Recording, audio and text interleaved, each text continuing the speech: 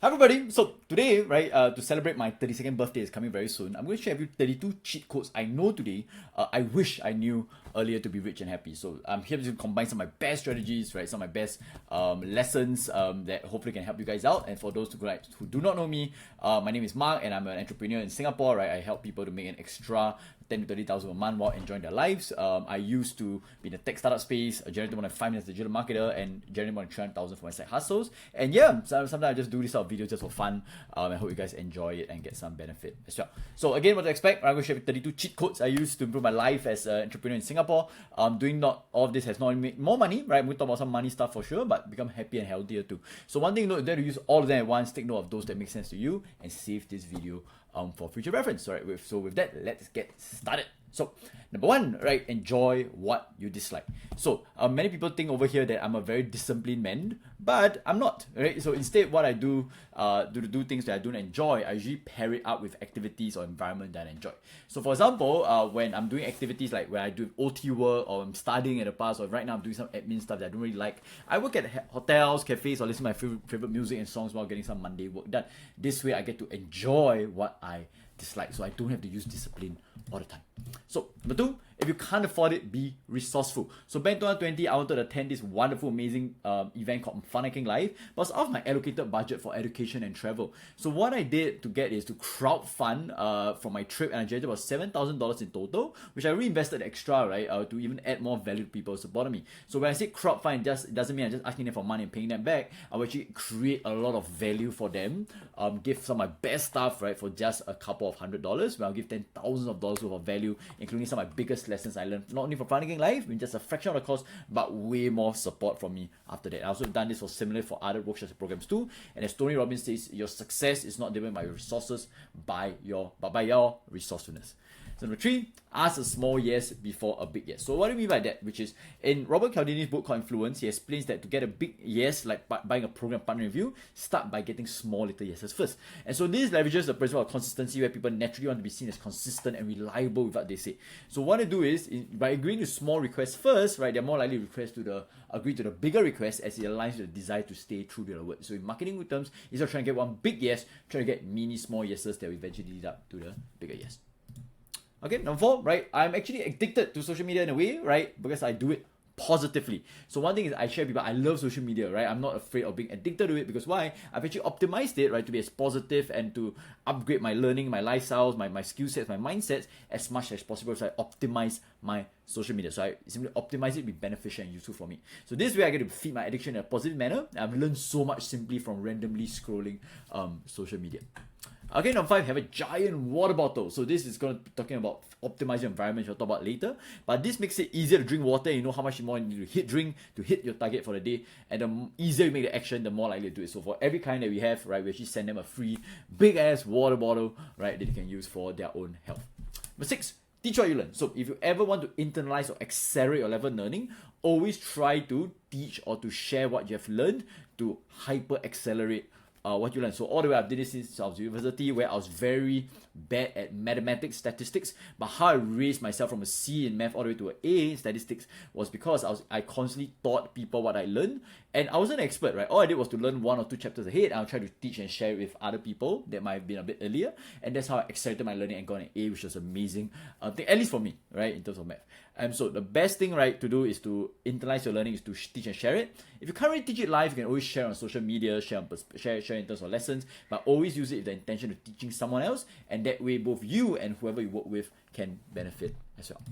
Number seven, one golden offer, multiple stacks. What I mean? So doing this has saved me close to hundreds of hours of headache and enjoy my business and life at the same time. So instead of creating separate material for sales and marketing, simply adopt what you'll be already doing for clients anyway. So for example, my free content, right, my lead magnets, my ebooks, my low ticket workshops, even my YouTube videos, right, a lot of time I usually think of adding value to my clients of my group coaching or my private mentorship first. So what I do, right, is when I'm trying to sell something, I'm trying to create something free, I always think about how can I add value to clients first so that they get the most amount of impact from me, and then, right, everything else, right, is for my free people or people that are just buying low ticket products. So that's why I save a lot of time. I add a lot of value to people, right, instead of trying to preview and just to add a little bit of value like most people do. They're actually happy to get some value. So I win, my customers or my free community wins, and my clients win as well. So of course, the another thing is, next thing about going offer is making sure that your main offer, what we're providing here, aligns with your ideal business and life as well. Intermittent fasting. So very quickly, I know not everybody agrees, but me skipping breakfast has saved me so much time and lets me eat way more for the other 2 meals of the day. So I love eating food right at times. And so for me to save my calories right for lunch and dinner actually is something that I like. Of course, I do my occasional breakfast and stuff, but skipping breakfast and just drinking black coffee has helped me got so much more energy, and so I save energy by not digesting my food, and I feel a lot better. And simply drink water and coffee in the mornings. Number 9, review your vulnerability. So a lot of people tend to remember me or tend to grow my personal brand pretty fast initially because I was always sharing about my weaknesses, right? My struggles, my frustrations, and I openly shared it, and hopefully to help more people out, whether I got negative comments from people, whether I felt like quitting my job, or whether I felt like a lot of imposter syndrome. I would tend to share that, hopefully as a way to help more people. But interestingly, they also grew my personal branding, and people started trusting me as well. Because I think right now we are in what we call a belief recession, and so if everybody's trying to posture themselves, right, they always show all the good side. But I think when you're able to share sometimes the weak portions of you, your struggles, your fears, it actually connects with a lot of people as well, and that actually makes them more likely to trust you at the same time. Acknowledge your haters, right? So like I said earlier, right? So I will even share when I got mean comments or negative comments from people. And when I'll talk about it, right, in a way, not to criticize them, but sometimes to hopefully empathize with them, to try to find out where they're from. And when I share all of this, I tend to get quite a bit of engagement as well.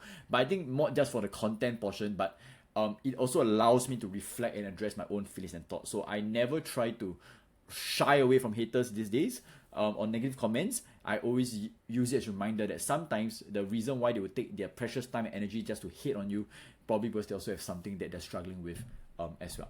Okay, so these people, Nazarene, it's fine, Kenny, right? Yeah, right, yeah, sometimes. Hey, all the best to you. So, next thing, remember who you are doing all of this for. So, in my profile picture, I have my photo of my clients and my mom and my now wife. And so it's just a very good daily reminder on social media to remind myself, why am I doing all of this for, right? To get more value to my clients, my community, and of course to take care of my family, my loved ones as well. And what I've learned is that you tend to be more motivated and driven and to bounce back from failures and struggles when you remember who you are doing this for. And so the question is, right, instead of just thinking about yourself all the time, always ask yourself, who are you thinking this for? Who are you doing this for? So next thing is what I call second positioning. So this is just a so-called marketing or influence strategy I use, which is to always put myself in the shoes of the other party. And I do it based on the questions that I ask. So it's for example, right, if I want to say, how do I launch a new book? Right, I'll ask myself, what would make people want to read and buy my book? Right, so always think it from your target perspective, or your target clients or target customers' point of view. And this can be influence, right? Persuasion, negotiations, right? Talking to loved ones, right? Your friends, your colleagues, your bosses. Always think about their point of view. What would they want? What are their concerns? What are their goals? What are their struggles? And that's how you can effectively influence or work with them. And this is exactly how I'm able to work with a lot of clients who are way older, way more experienced, way more amazing than me, right? Because I'm able to learn how to think from their target parties or their target clients' point of view. So, power interview. So when I was starting out in my journey, when I still wasn't very good at my business, nobody really knew me, I shot a lot of interviews with people I respected, I bought programs from, right, people out there. And in Singapore, Malaysia, I realized that a lot of people are willing to say yes. And interviews helped me do a lot of things, right? Number one, it allowed me to build rapport and connect with all these amazing high-level 6 to 8 figure entrepreneurs and leaders, right? That's number one. Number two, it also allowed me to build content for my community where they remember me, right, at the same time. Number three, it also helped me create what I call branding by association. So as they saw me with all these amazing people, right, I was able to somewhat leverage the branding and to remember me to be in touch with all these people as well. So it helped me with a lot of branding. At the same time, what I did is whenever I met all of these people in interviews, I would connect with them for future collaboration partnerships down the road. And at the same time, I would even ask questions that I wanted to be coached about. So in this case, right, I got to benefit in so many ways and I freaking enjoyed it. So interviews is one of the most powerful ways to grow your branding, nurture your audience, right, connect with amazing partners, learn from them, right, and in the future, right, be able to help me in so many ways, which I'm still benefiting from right now. So now 14, DMs your rocket boosters. So if you're a startup, you're a lifestyle business doing side hustle, if you really want to make sales, if you really want to generate income, use personal messages, right? We are in the era where personalization works so freaking well. And if you want a high response rate, don't just focus on your content, your emails, your Telegram, focus on DMs. The more people DM, right, the more sales you'll make. And if you want cash flow as a startup, and I know sometimes it might be boring or might be a bit not be as enjoyable as it is for other things, but the best way to get cash flow when starting a startup is to have DMs, right? Majority of my sales are making more than $500,000 my own business is because of personal conversations with people. Number 15, strategy networking. So in the past, I used to be someone who actually hide in the toilet during networking events. But what made me a lot of money was simply joining events I was actually interested in and genuinely connecting with people. And so the thing is, instead of trying to network for the sake of it, I think joining programs that I knew that would benefit regardless I met people or not, that I was actually personally interested in, like for example, this program, in this personal development program, I realized that I was enjoying myself so much and also connected with people, and I got a lot of clients, customers, and sales from there as well. Not because I was trying to sell them, but because I was trying to authentically connect with them. Okay, and I also don't like the sleazy nature of networking, so that's just not for me. Daily gratitude, right? So in my opinion, daily gratitude is the most powerful emotion on earth. I think for about 1 to 3 years, I was writing down 3 things I'm grateful for almost every day, and they helped me to be a lot more grateful and ground myself for life. And what I realized that is so freaking amazing, that even if I face ups, I face downs, I face struggles, fears, failures, I'm always grounding myself with gratitude, and that's what keeps me going no matter what. Share the good stuff. So what I mean is sometimes if you find any resources or you come across any great tips, great strategies, send to people, right? Like you share the good stuff. Like if you know that it's free, if you know that it's something that's going to be valuable, as a YouTube video, article, or post, don't be afraid to share it and promote it, because you are just really giving blessings or just adding positivity to other people's lives. So every time I come across a good article or video, I'll think about who might benefit from it, I share with them. And interestingly, that has also led me to conversations that led to also sales, clients, customers, and grow my business as well. Not because I was trying to, but I was really trying to genuinely help people with their lives. Seasonal greetings, right? So one thing I do is about every 6 months or every year, I do what I call seasonal greeting to my friends and everyone around me. And instead of using the usual what I call those gifts or pictures and without any context, I actually write a letter to my loved ones, to my friends, to people around me, to thank them, right, for the year, to reflect on the year, share some of my lessons, and also to invite them for a mini conversation as well. And this has led me to a lot of conversations. Some again lead to sales, income, right, and whatnot, which is great. But it also allows me to connect with a lot of people that I might be too busy to connect with on a yearly basis, and it creates so many meaningful, fulfilling conversations that I have done this for about past 5 years, I think, and I know I'll continue to do this over and over again. And your calendar, right? So very quickly is schedule your calendar, and I'll show me your calendar, I'll show you your priority. So I always ask people, right, if it's not on calendar, it's not a priority. You can put your to-do list, but a lot of us don't even use it. I just put on calendar what time I'm going to do it, and I get a lot of things done. So show me your calendar, and I'll show you your priorities. Another thing is, don't expect to achieve everything you want all the time for your calendar. If I hit about 80% on a regular basis, I'm actually pretty happy. So don't try to aim for 100% all the way, because humans are humans. Life happens. So don't try to pressure yourself hitting 100% of a calendar. Try to do it about 80% of the time. Model first, innovate later. So this is an amazing book I read many years ago when I was still a student, called Still an Artist. And what it shows that the best artists, what they do is they always start by referencing what they might already know already, right, in a way still, but then they adapt it later. So right now for my content, my videos, my posts, even something like this, it was actually modeled after someone that I respected or someone I looked up to. That I thought, hey, that was pretty interesting. And then I would innovate with my own style, my own strategies after. So never feel afraid to model after people, especially if you're starting out, and then you innovate it later. So don't try to be unique from the get-go. Model first, innovate later. Save posts you can use, right? So another way to model after what I can use is, so what I do is on YouTube, right, I always have a playlist called to model after, and anytime I'm feeling stuck, right, with content ideas, YouTube ideas, video ideas, email ideas, I have all these different folders and references I can to think about who I can model after from, get some inspiration, and then I can create some original content from that. So save posts that you always feel that you can use or model after for emails, your code, your posts, your written posts, your videos, so on and so forth. I'll read for a 5th grader. So these are the best tips I learned, I think, many years ago, where I think they compared the speaking grade level for, I think, Donald Trump and Hillary Clinton. I think Donald Trump was like grade 5, grade 6 level, where Hillary Clinton was like grade 9, 10, 11, 12 level. So just because of having a simpler speaking grade, they were able to reach out to so many more people, and people understood them. So anyway, this is also the same exact app that Nas Daily uses. I've been using it ever since school, and right now it's something I use on a regular basis as well. So again, write for a 5th or 6th grader. Don't try to be too complicated unless you are a literature writer and stuff. Obviously, that's not for you. But right, what you do is you can copy all your words. You can write it here directly yourself, and they actually grade you with this. And this app is called Hemingway app. You can go and check it out. Ernst Hemingway, the writer, right? App, and then they can use this as well. Save it for later, right? So again, and this is slightly different from earlier when it comes about saving to model. This is whenever you realize that you can't do something, right, or you tell yourself you can't do something, the more you tend to want it. And this can, because I used to be an info seminar junkie, so I understand. And the more I say I can't do it, the more I want to. So instead of saying I can't do it something right now, I always say it's not my priority yet. So no does not mean never, it just means not yet. So every time you're feeling, okay, I want to do this, I want to get this done, I also want to do this, right? Every time you feel a bit overwhelmed with opportunities, usually it just means you're not clear of your priorities. So sometimes you just have to not say no, but you just say not yet. So I also create what I call a to-do later folder for ideas that might sound amazing in the future, but simply not a priority for me right now. And what I do is every quarter I look at them, and then I get those done after. Number 4, accountability. So if you want fast progress and results, and especially if you struggle with procrastination or motivation, if you want fast results, work on accountability. Long-term stuff, you can work on the mindsets, trauma healing and stuff, right, on a separate session, right, or you take some time to get there. But if you want fast progress ASAP, get accountability. So for example, telling someone, hey, if I don't shoot at least 5 YouTube videos by this week, I'm going to give you $10,000. That's a bad example, right? But, right, again, I give you $100, $500. Or sometimes, right, I'll just give someone $1,000 and say, if I don't shoot at least 5 videos, right, I want you to keep the money.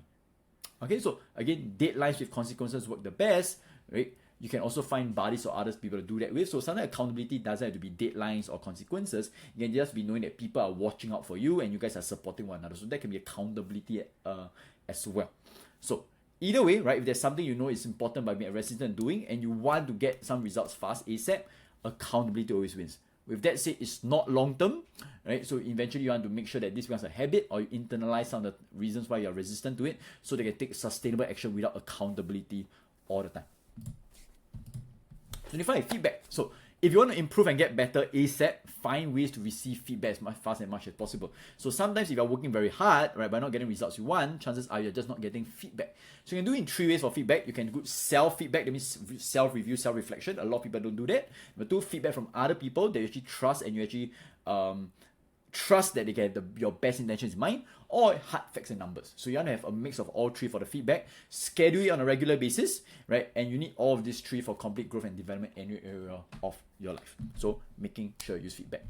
So 26, YouTube is a 24/7 asset. So one reason why I've gotten into YouTube is that I know that these are videos and stuff I can share with my clients, my community, and get new people in, right? Or for ongoing basis for the rest of my life in a way. I'm still getting revenue from videos I've created like 1, 2, 3 years ago actually. So that's pretty amazing. So one thing is it's a 24/7 asset I can use for a lot of different reasons. And that's why I'm documenting. I'm getting more into YouTube for myself. One thing to note is, I used to have a misconception that if I'm YouTube, I need to have 50,000, 100,000 followers, subscribers. But right now, I know that I'm not optimizing for subscribers. I'm optimizing for, hopefully clients and to get new members to my community. So I do not need like $50,000, $100,000, right, subscribers, million subscribers, because I'm not an influencer, right? I'm here to find my group of people, my ideal community level or those of people, and hopefully add lots of value to them. So again, don't think that YouTube is just about getting subscribers. Sometimes it's just about adding a lot of value, right? Going in depth with a smaller group of people. So number 7, right? Knowing your purpose. So one thing I realized is a lot of people, the reason why they're not even making progress is not because they don't know what to do. It's just because they don't even know what they want at the end of the day. So vision board is a very simple activity, right? I have some other exercises or videos you can check out about finding a purpose and clarity in life. But having a vision and looking at it on a regular basis can do very well. So fortunately, right, while I still on video, I haven't hit some things, right, that I wanted, right? But at the same time, this just gives you that drive and that direction to keep going over and over again. Optimize your environment, right? So my take is, if you never ever rely on willpower for the long term, always focus on optimizing your environment. So one thing is physical environment, right? You can set up your desk to make sure it's in a way where it's clean, it's not cluttered, so that you don't waste valuable space trying to process so much mess around the house or around the place. Another way to optimize physical environment is sometimes having a co-working space or working in cafes whenever you can, which also talks about enjoying wherever you're working in when you need to get things done. So optimizing your physical environment. Optimizing your social environment, I think one question to ask yourself is, out of the top 5 to 10 people you hang out with the most often right now, do you feel that they are more likely to help you achieve your goals, or they are less likely to help you achieve your goals, right? So one thing to ask yourself is, the people you hang out with, right, are they achieving the results that you want? Do you all share similar values? Do you all enjoy each other's company in the first place? And are you all growing and developing each other on an ongoing basis? And I like to use this chart because of the PayPal mafia. Because if you think about it, some of these are the top companies around the world, and all of these are supporting one another in terms of networks. So the question to ask yourself is, do you have your own PayPal mafia to support you, your goals, and your dreams in life, or are they pulling you down? So optimizing your social environment if you want to guarantee success. Number 30, right, is optimizing your virtual environment. So the question is optimizing your digital apps, right? Making sure you switch off notifications, you don't have any clutter, right, in your stuff. So I might do a separate whole video about digital environment because I love this topic. I actually started coaching people on productivity first before moving on to business. But the question to ask yourself is your environment virtually, right, on your social media, your emails, your feeds, your apps, your notifications, are they optimizing? Are they more likely to help you achieve your goals, or are they less likely to help you achieve your goals?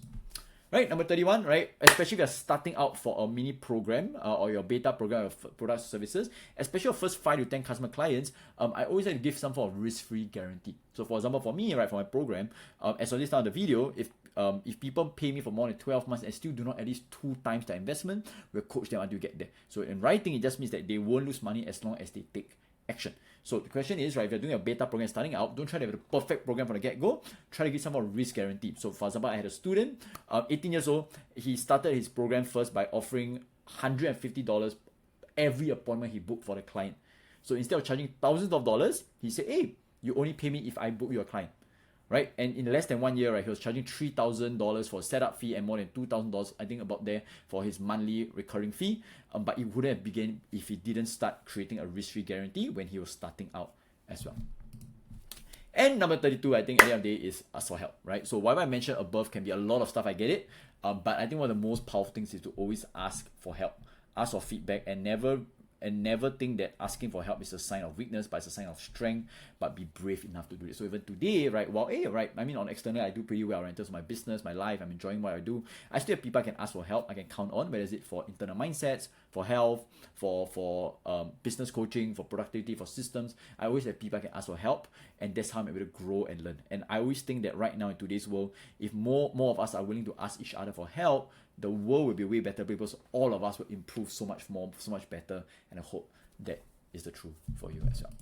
Right, so with that, hope you guys enjoyed this very quick video. If you want our unlimited personal support, make extra 30,000 per month while enjoying your life, feel free to click on the first link below or DM me info for details, right? Happy to share with you. But if you're not interested or you think now's not the right time to get our unlimited personal support to help you to build your lifestyle, your dream business, you can always follow me for all my free stuff on YouTube, Facebook, and my email, right? All the links are below, right? So with that, have a great day ahead, and I'll see you very soon.